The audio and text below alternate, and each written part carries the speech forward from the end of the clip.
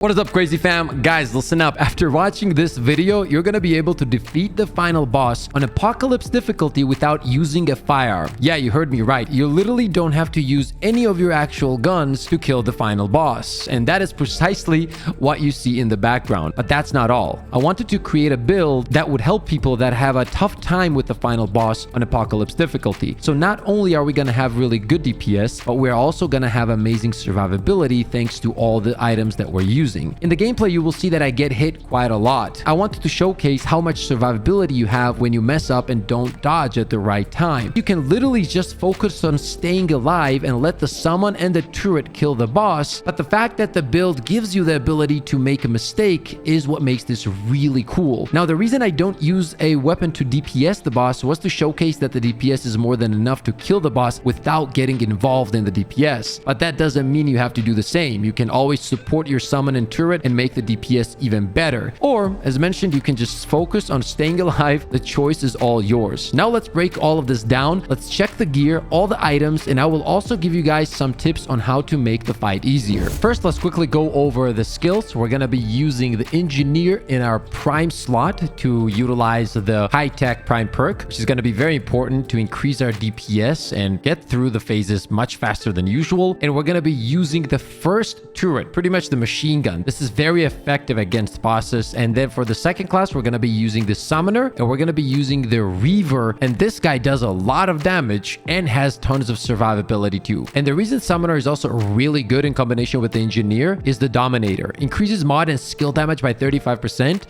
and mod and skill critical chance by 5% while a minion is active. And that 35% right there affects our turret damage. So we need that up as much as possible. So obviously we're going to be using the heaviest armor in the game. That's for survivability, right? So if you're struggling with the final boss and you're like getting hit over and over, this build will help you to survive a lot of that stuff. Don't forget, you don't even have to shoot the boss at all. You can just focus on just avoiding the attacks. Now for the relic, you gotta use the shielded heart. This increases your survivability by a ton. For the fragments, we're gonna be using plus 10% skill damage, plus 15% health, and minus 10% skill cooldown. The reason we're using the plus 15% health is because the shield is tied to the health, right? So the higher your health is, the stronger your shield is gonna be. In the gameplay that you were seeing in the background, I was just spamming it. You can play it way smarter than that. You don't have to rush it because you're also gonna be getting healed like crazy, and we're gonna talk about that here in a second. But first, the perfect combination with this relic is the Ink of Power. It grants 50% increase to all damage, which affects both your summon and your turret. That's why this is a great pick. And on top of that, when you use your relic, which you're gonna be using a lot of the times, as mentioned, to stay alive much easier, you're gonna be adding another extra 15% damage on top of that. And every time you do that, you can actually see how the turret starts melting the boss. We are also gonna be using the potion for armor. We're gonna be at 319.5 and our health is at 161, which is more than enough to survive a lot of hits, especially in combination with the shield. But in order to run this setup and be able to run the full armor and still be at 75 weight, you're gonna need Dran Memento. Increases max stamina by 20 and reduces encumbrance by 5. And when you combine this with the strong back, that is what makes this possible, right? So you need the ring and you need this trait active also. And we're gonna go over the traits here in a minute, but first let's get back to the rings. The second ring is the Ring of the Robust. Increases max health by 10 and armor by 15. If you are staying alive without any issues, which you should be even without this ring because the build gives you the ability to do that, you can swap this out for anything you want, but I just like to run it. It just makes the whole run safer. And then one of the most important rings is Soul Link. Summons lifesteal 5% of base damage dealt, which returns to the wearer as health, and this works both for the turret and the summon. This is what is gonna keep you alive a lot of the times because the HP just goes up so fast when your turret and summon are dealing damage. And we're also gonna be combining this with the Siphoner trait in order to make this even more effective. And finally, Stone of Balance in order to get more overall damage both for your turret and your summon. Now, you can go more defensive with this build and your DPS is still gonna be fine. But honestly, there's no reason to do so. In the gameplay that you see, I was very careless. I was just spamming the shield in order to showcase everything, how much you can survive, how many hits you can take. I still made it through, and honestly, it wasn't that bad at all. And if you do focus focus on solely staying alive and avoiding the attacks, your turret and summon will simply do the rest. Now, one thing that you want on the weapon is the healing shot. You can use any weapon, by the way. It doesn't matter. You just need this mod in order to keep your summon alive. You want to try to do that at all times. And this way, you'll have your 35% increased skill damage up at all times, which directly affects turrets. For the second weapon, I'm using Enigma. I just use this to destroy the orbs. Now, let's quickly go over the traits because this is also very important. Obviously, we're going to be running Fortify, Regrowth. This comes with the Summoner. Then we have Strong Back. As mentioned, Strong Back in combination with the Ring for encumbrance is very, very important. We're going to run Expertise to lower the skill cooldowns. We're going to run Fitness for the evade distance increase, Vigor for increased health. Once again, this directly affects the shield relic that we're using, so this is always a dub. And Swiftness for 15% movement speed. This isn't necessary. If you want to swap this around for something else, that's going to be up to you. And the final two are going to be Siphoner, as mentioned, in combination with the Ring. The healing is going to be really good. And finally, Rugged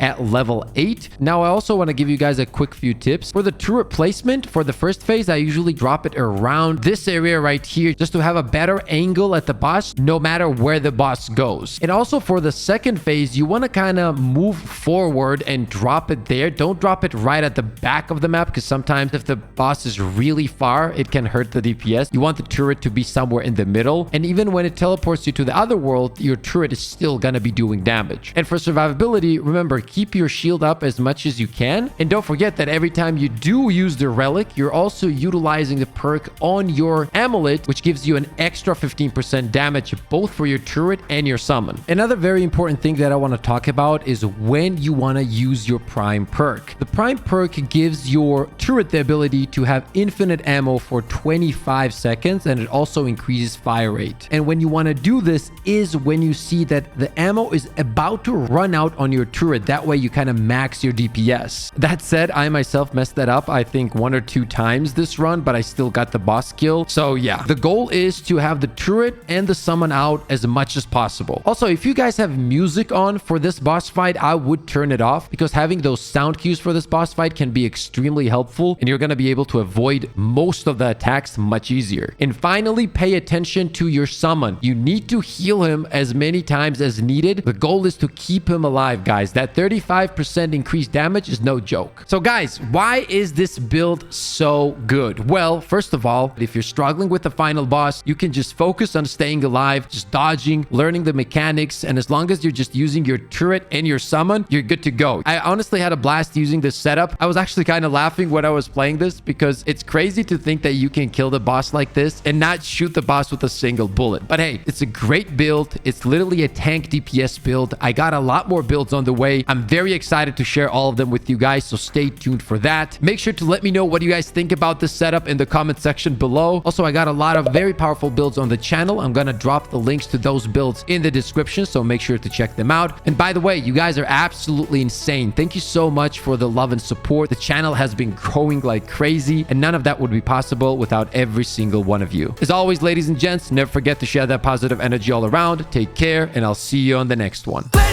go! Let's go, baby! Let's go! I mean, we literally have the best community of all time. Oh! Oh, he got no scoped!